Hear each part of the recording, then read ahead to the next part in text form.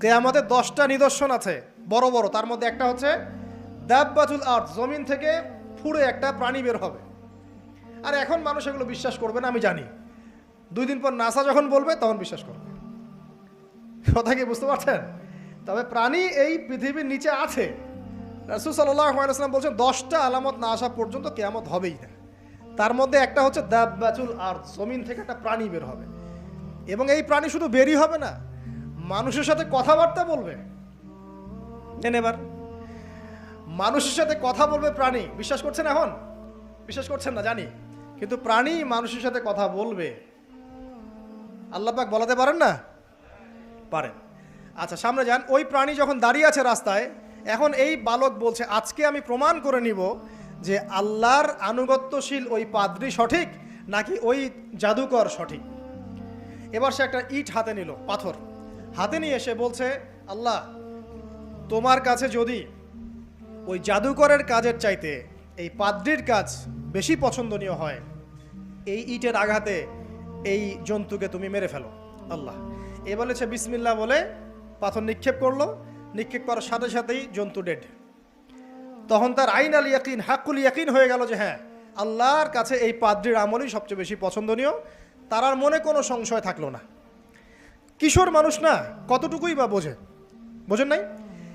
এবার তার মধ্যে একটা ইয়াকিন চলে আসলো এবং সে পরিপূর্ণ মুমিন মুসলিম হয়ে গেল। এবার যখন সে রাজ দরবারে যায়, তার কাছে পেশেন্ট আসে, মানে একজন মানুষ এসেছে, সে বলছে যে আমার চোখে সমস্যা। সে চোখে হাত দেয়, হাত দিয়ে বলে যে আপনি আল্লাহর প্রতি ঈমান নিয়ে আসেন, আমি আল্লাহর কাছে দোয়া করব, চোখ ভালো হয়ে যাবে। এভাবে পেশেন্ট আসে, সে বলে আল্লাহর প্রতি ঈমান নিয়ে আসেন, আমি দোয়া করব, ভালো হয়ে যাবে। এভাবে আস্তে আস্তে তার নাম এবং খ্যাতি ছড়িয়ে পড়তে লাগলো। যেই তার কাছে আসে সে বলে আগে মুসলিম হন, ইমানদার হন, আল্লাহর প্রতি বিশ্বাস করেন, আমি দোয়া করব, ভালো হয়ে যাবেন। চোখ অন্ধ ভালো হয়ে যাচ্ছে, কুষ্ঠরোগী ভালো হয়ে যাচ্ছে, হ্যাঁ, প্যারালাইজড রোগী ভালো হয়ে যাচ্ছে, আলহামদুলিল্লাহ। নবী ঈসা আলাইহিস সালাম এমনটা করেছিলেন না? আল্লাহ পাক চাইলে করতে পারেন। একদিন ওই রাজ দরবারের একজন মন্ত্রী আসছে, এবার ওই রাজার একজন এমপি সাহেব, তার চোখে সমস্যা, সে আসছে, এসে বলছে যে আমার এই চোখের সমস্যা, আমার চোখটাকে ভালো করার দরকার, তোমার কাছে কোনো ওষুধ আছে নাকি? সে বলছে যে আপনি আল্লাহর প্রতি ঈমান নিয়ে আসেন, আমি আল্লাহর কাছে দোয়া করব, আপনি ভালো হয়ে যাবেন। এবার সে আলহামদুলিল্লাহ ঈমান নিয়ে আনলো এবং সে ভালো হয়ে গেল। এই ভালো হয়ে যাওয়ার পরের দিন যখন সে আবার ওই পার্লামেন্টে গিয়েছে আর কি, ওদের তৎকালীন রাজদরবারে, এবার রাজা ওকে দেখে বলছে যে তোমার তো চোখ অন্ধ ছিল, কিভাবে শেফা লাভ করলে? তো সে বলে না কিভাবে শেফা লাভ করলো, সে বলতে চাচ্ছে না, কারণ সে আজ করছে যে বললে সমস্যা হবে। তো এক পর্যায়ে তাকে খুবই পিটুনি দেওয়া হচ্ছে, রিমান্ডে নিয়ে গিয়ে কঠিন মাইট দেওয়া হচ্ছে। এক পর্যায়ে সে মারের যন্ত্রণা সহ্য করতে না পারে বলে ফেললো যে ওই বাচ্চা, তার কাছে গিয়ে আমি আরোগ্য লাভ করেছি এবং সে আমাকে বলেছে যে তার রবের প্রতি ঈমান নিয়ে আসতে, তাহলে আমি শেফা লাভ করব। এই বাচ্চা এখন বলছে ফেরাউনের মতো যে আয়না রব্বুকুমুল আ'লা, আমি তো তোমাদের রব। নমরুদের মতো আমি তো তোমাদের রব, ঠিক আছে, আমি ছাড়া তোমাদের কে রব আছে? আমি তো জানি না যে আমি ছাড়া তোমাদের কোনো ইলাহ আছে। এবার এই লোকটাকে হত্যা করা হলো, এই এমপি সাহেবকে হত্যা করা হলো, বিকজ সে ঈমান নিয়ে আসে। এবার সেই বালককে ডেকে আনা হচ্ছে, বলা হচ্ছে বলো তুমি নাকি তোমার রবের নাম দিয়ে মানুষের ট্রিটমেন্ট করা শুরু করেছো? তখন সেই বালক বলছে হ্যাঁ, আমি এক আল্লাহর প্রতি বিশ্বাস করি এবং তার রাসূলের প্রতি বিশ্বাস করি, তার প্রেরিত আসমানি কিতাবে বিশ্বাস করি। এখন রাজা বলছে আমি ছাড়া তোমাদের কোনো ইলাহ আছে আমি তো জানি না। এই সৈন্যবাহিনী শোনো, এই বালককে ধরো, ধরে নিয়ে গিয়ে উঁচু পাহাড়ে নিয়ে যাও, ওখান থেকে ফেলে দাও। কথা বুঝতে পারছেন? এবার তাকে নিয়ে যাওয়া হলো, ক্রস ফায়ার দেওয়া হবে, এবার উপরে নেওয়া হয়েছে, একদম পাহাড়ের উপরে। এবার ওই বালক উপরে উঠে একটা দোয়া করছে, এই দোয়াটা সবাই শিখে নেন।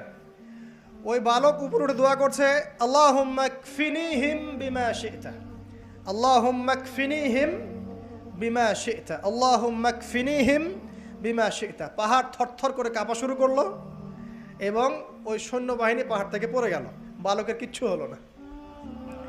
আমি কিন্তু বানোয়াট কোনো গল্প বলছি না, এটা কোরআন থেকে বলছি এবং এটা তাফসির। আপনি যে কোনো তাফসির পড়েন, মারিফুল কোরআন, তাফসির ইবনে কাসির, জালালাইন পড়ে দেখেন, জাস্ট পড়ে দেখেন আমার সাথে ডিবেট করার আগে। এবার সে বালক হেঁটে হেঁটে চলে আসলো রাজদরবারে। আবার কি ব্যাপার, তুমি মরো নাই? না, আল্লাহ আমাকে বাঁচিয়েছেন, আমার রব আমাকে বাঁচিয়েছেন। আবার পাঠানো হচ্ছে আরেক দল সেনাবাহিনীকে নিয়ে, যাও এবার ওকে সমুদ্রে নিয়ে যাও, সমুদ্রের মাছ সমুদ্রে ডুবিয়ে দিবে একদম। আবার সে ওখানে গিয়ে বলল আল্লাহুম্মা কফিনিহিম বিমা শি'তা, হে আল্লাহ, অর্থ হচ্ছে হে আল্লাহ আমার বিপক্ষে যারা আছে আপনি যা দিয়ে ইচ্ছা ওদের বিরুদ্ধে আমাকে সাহায্য করেন। অর্থটা হচ্ছে এমন, আল্লাহুম্মা কফিনিহিম বিমা শি'তা, আল্লাহ আপনি আমার জন্য যথেষ্ট হয়ে যান, ওদের বিরুদ্ধে আমার জন্য যথেষ্ট হয়ে যান, যা ইচ্ছা তাই দিয়ে আপনি হেদায়েত করুন, মানে আমাকে হেফাজত করুন। ঠিক আছে, আল্লাহুম্মা কফিনিহিম বিমা শি'তা, ছোট্ট দোয়া। এবার ওই সমুদ্র উত্তাল হওয়া শুরু করলো এবং ওরা জাহাজ থেকে পড়ে গেল। এই বাচ্চা সেফলি আবার চলে আসলো রাজদরবারে। বিশ্বাস করছেন না?